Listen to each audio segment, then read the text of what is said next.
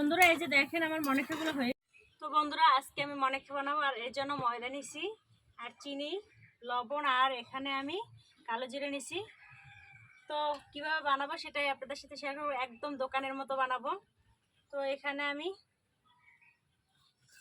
মেপে নেব না, মাপ ছাড়াই কিছু ময়দা নেব। তো হাত দিয়ে নিলাম, অনেকে কিছু মনে করতে পারেন কিন্তু আমি হাত দিয়ে নিলাম। তো দেখেন এখানে আমি এক বাটির মতো দিছি, তো মাপ ছাড়াই দিছি, আপনারা চাইলে মাপ দিয়ে নিতে পারেন।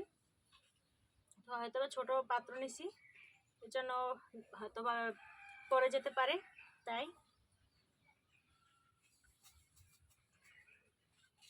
এখানে আমি সামান্য পরিমাণ চিনি নেব, বেশি নেব না, অল্প মিষ্টি করব, লবণ,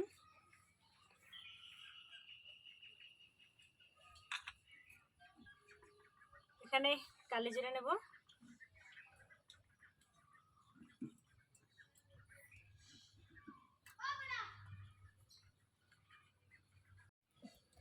তো এছাড়া আমি সাদা তেল দিয়ে দেবো।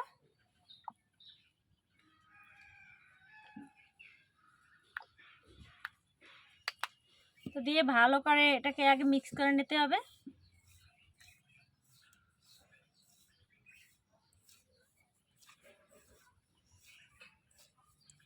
যেমন দলা দলা না থাকে। তো এই যে দেখেন আমার মিক্স করা হয়ে গেছে, তো অল্প কিছু সময় মিক্স করলেই হবে। তো এখন আমি পানি নেব, অল্প অল্প পানি নিয়ে একটা ডো তৈরি করব।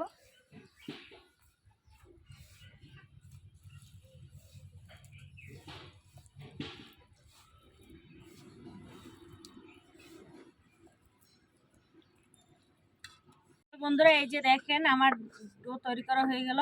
এখন কিছুক্ষণের জন্য আমি ঢাকনা দিয়ে রাখবো, যে একটা প্লেট দিয়ে ঢেকে রাখি 10 মিনিটের জন্য, তারপর দেখাই আপনাদের। তো বন্ধুরা এই যে 10 মিনিট পর চলে আসলাম, দেখেন যে আপনাদের দেখাই আমি। এই যে দেখেন দুধটা অনেক নরম হয়ে গেছে। তো এখন আমি এটাকে বেলে নেব।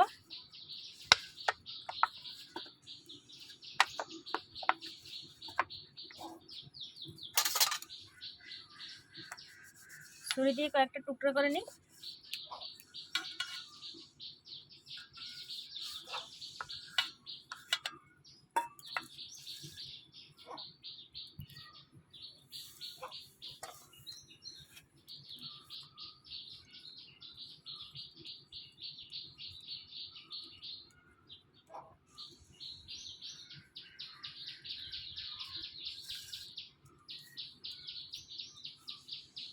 তো এখন আমি এটাকে বেলে নিই। তো বন্ধুরা এটা আসলে একদম দোকানের মতো পারফেক্ট হবে। তো আপনাদের দেখাবো আমি আপনাদের বানিয়ে।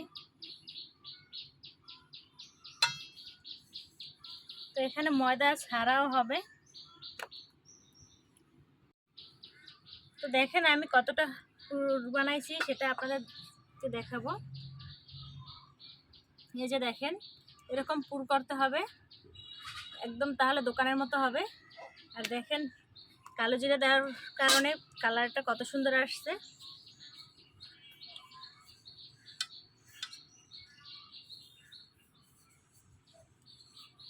এখন আর কোনো ঝামেলাই নেই, শুধু কেটে নিলেই হবে।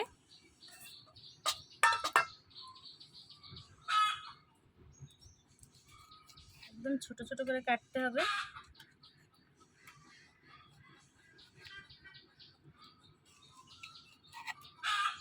শুধু এরকম কেটে ভাজলেই হবে বন্ধুরা, আর কোনো ঝামেলাই নেই। এটা খেতেও দারুণ লাগে।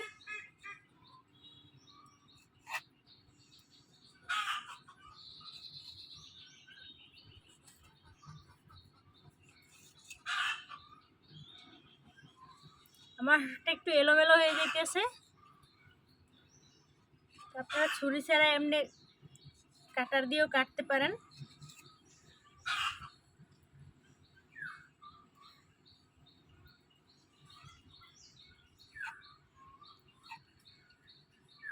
এই যে দেখেন এরকম চৌকো চৌকো করে কাটতে হবে, তাহলে একদম দোকানের মতো পারফেক্ট মনেখা হবে। তো আমি এই প্লেটে উঠিয়ে নিই। যদি একটার সাথে একটা লেগে যায় তাতেও সমস্যা নেই।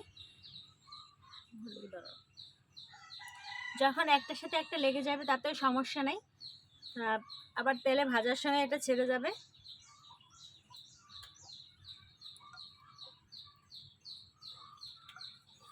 এইভাবে করে আমি সবগুলো কেটে নিই, তারপর ভাজার সময় আপনাদের দেখাবো।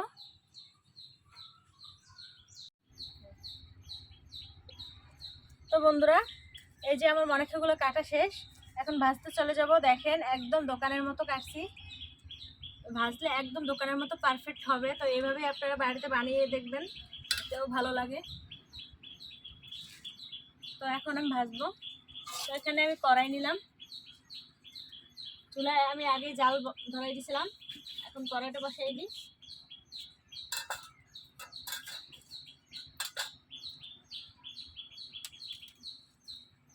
আর এখানে তেল দিয়ে দেবো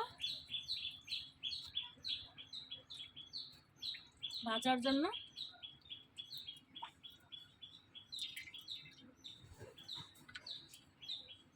আমি সাদা তেল দিয়ে ভাজবো, আপনারা চাইলে সরিষার তেল দিয়েও ভাজতে পারেন, যার যে খুশি।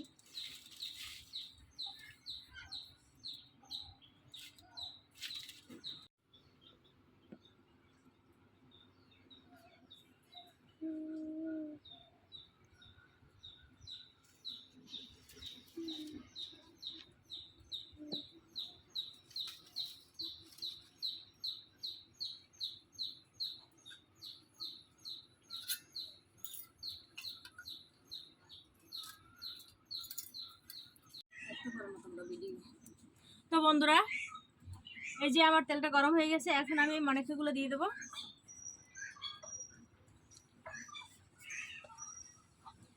দেখেন দলা পেকে গেছে, তো এটা তেলে দেওয়ার পরেই ছেড়ে যাবে, কোনো টেনশন নেই। সবগুলো এইভাবে দিয়ে দেবো, সবগুলো না যদিও অল্প অল্প দিয়ে ভাজবো, সবগুলো লাল লাল করে।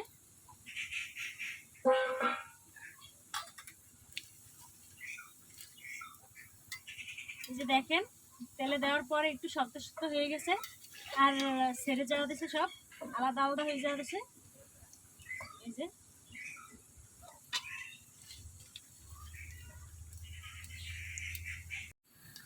তো বন্ধুরা, এই যে দেখেন আমার মনেখাগুলো হয়ে গেছে, এবার তুলে নেব।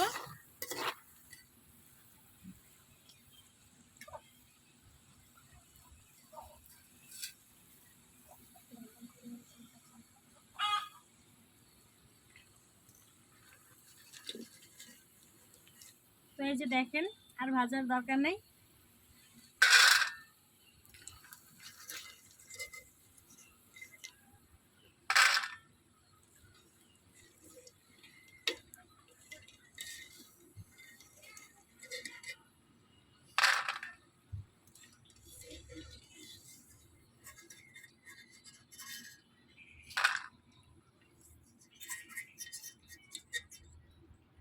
তো এই যে আমি এগুলো তুলে নিলাম, আর বাকিগুলো দিয়ে দেবো।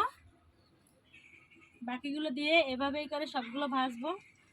এগুলো আমি একটু লেগে গেছে একটার সাথে একটা, তো তেলের ভিতরে দিয়ে দিলেই আবার ছেড়ে যাবে।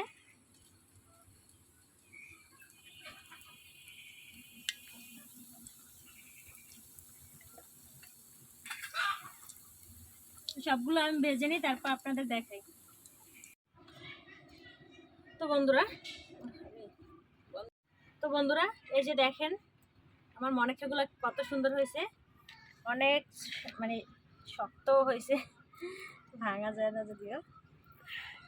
এই যে দেখেন একদম দোকানের মতো। তো খুব সহজ, আপনারা বাড়িতে বানিয়ে বাচ্চাদের দিতে পারেন। তো ক্যামেরাম্যান আগেই খাইতে আছে, তার লোভ সামলাইতে পারে না। আমি যাই তৈরি করি না কেন আগে খাইতে হইবে, আমার সব খাইয়ে ফেলায়, বুঝছেন। তো বন্ধুরা, আমার ভিডিওটা ভালো লাগলে বেশি বেশি শেয়ার করে দেবেন, আর আমার চ্যানেলটা সাবস্ক্রাইব করে দেবেন, পেজটি ফলো করে পাশে থাকবেন, বেল আইকনটি ক্লিক করে দেবেন নতুন নতুন ভিডিও পেতে। ভালো থাকবেন সবাই, আল্লাহ হাফেজ।